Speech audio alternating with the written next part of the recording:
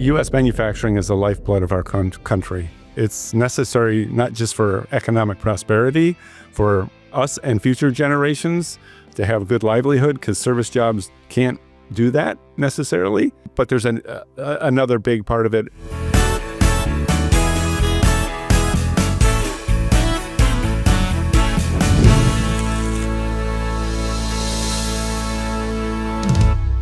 The shortened version is I spent about 20 years at Harley-Davidson, left there in 2012, and kind of followed my entrepreneurial spirit into smaller companies and startups.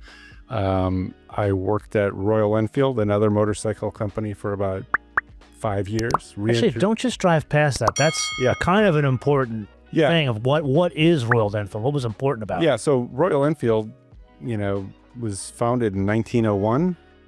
In England, but is now an Indian-based company.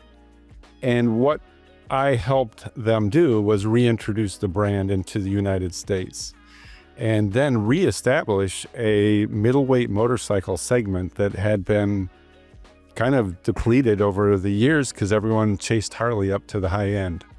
So there's a lot of similarities with Slate and Royal Enfield, quite honestly. And so we were able to go from a couple of hundred motorcycles sold a year in the U.S. to almost 20,000. So it showed that affordability can be cool and enjoyable and bring in a whole new set of customers.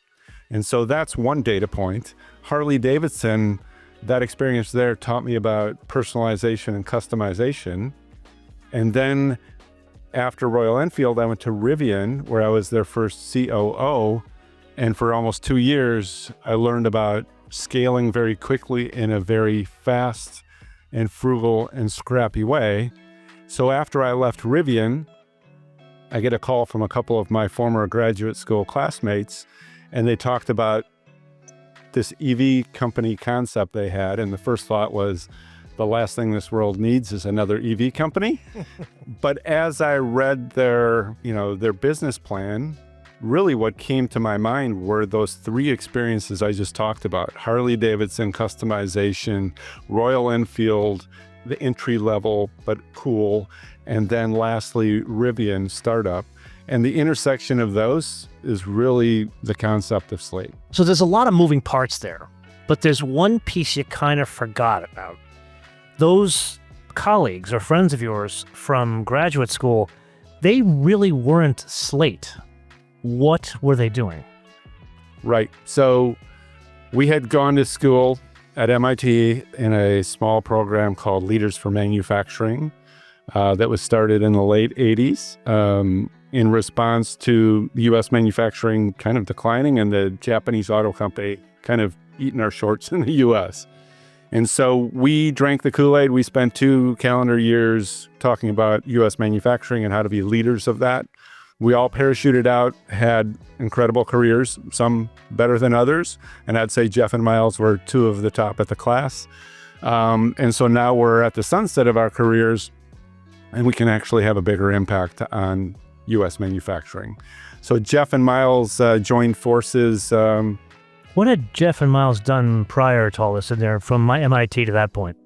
Well, Jeff, he went to Allied Signal right out of MIT, but then he got a call from a guy by the name of Jeff Bezos in the 90s and joined Amazon before most people knew who Amazon was, and ultimately had a 20-plus year career there. He left as one of the 2 CEOs working for Jeff Bezos, and Jeff managed all the consumer commercial side of business, everything outside of the cloud, the web work that the other CEO handled. So Jeff retired from there. Miles, he's a character. I mean, he's a New Yorker. And what he did right out of MIT is his goal was to go help U.S. machine tool companies be successful. And so he did a couple of turnarounds with them, and then he joined a PE firm, and that was their focus, and then broadened, and ultimately he created his own private equity firm. And that's when he and Jeff talked and decided there's this bigger thing that we have to do that we talked about in graduate school is we need to help revitalize U.S. manufacturing. So they joined forces, and created Rebuild Manufacturing at the end of 2020. And, their network and friends and family are much better than mine. And so they raised money, and they were well on their way for about a year when Miles came up with this concept of an affordable electric vehicle. And as they talked with their board of directors, it didn't really fit with what their vision was of Rebuild Manufacturing. And but the long and short of it was their board agreed to seed it, to sponsor it. So we created a small entity, a wholly owned subsidiary under Rebuild, while we proved and confirmed feasibility at the end of 2022. And then early 23, we spun off and we did our first Series A raise. So, full disclosure, that is the most exciting part of Slate for me. The whole revitalizing manufacturing in the U.S. Now, you're the first person I'm actually speaking to that was connected with the rebuild part. Jeff has hidden them from me for some reason. I don't know why. Maybe you should speak to him about this.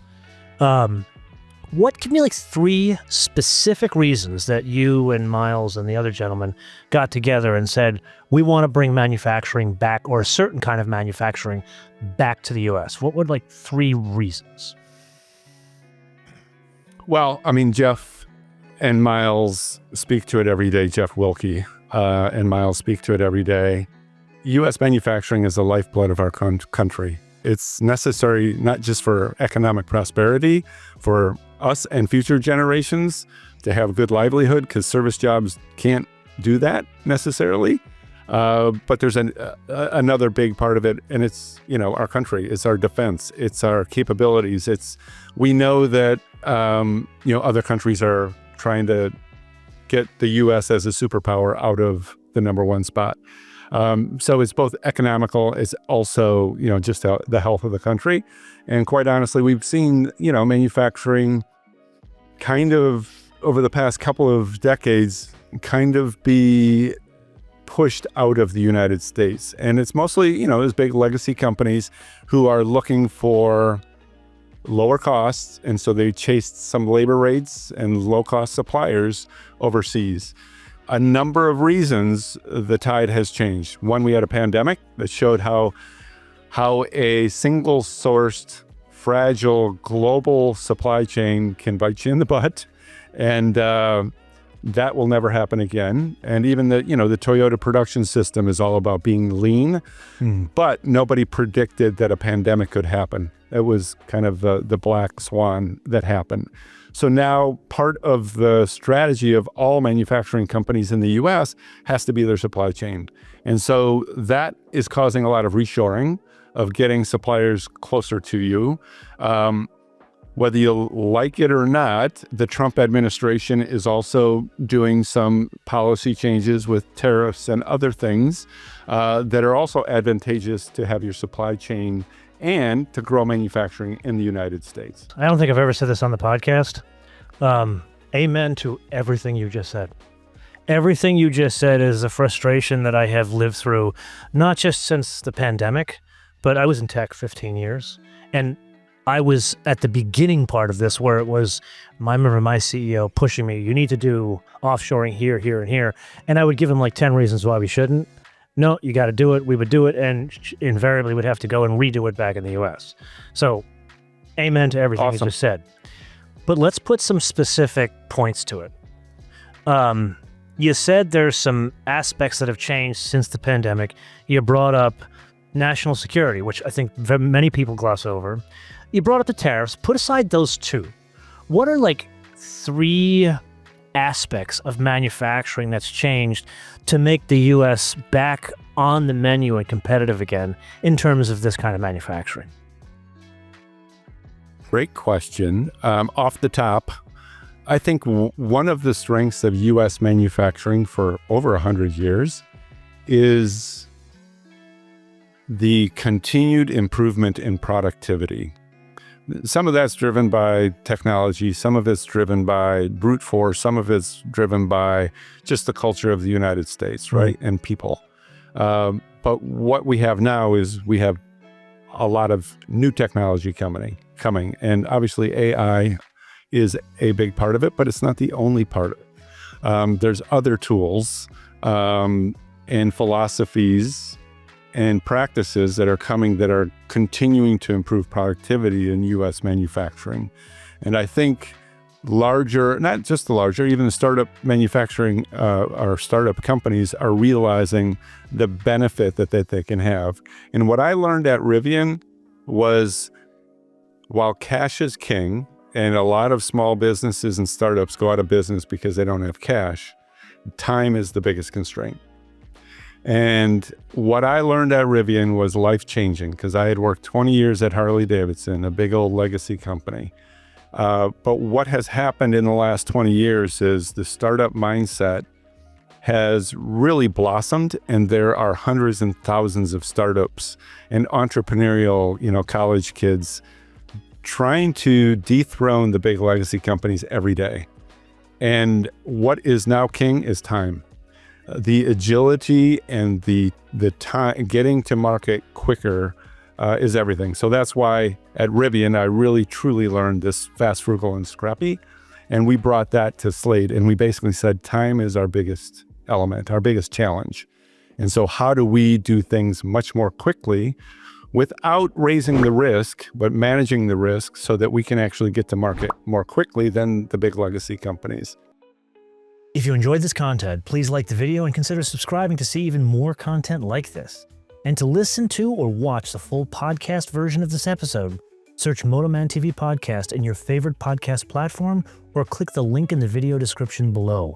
We have all new episodes each Wednesday. Thanks for watching.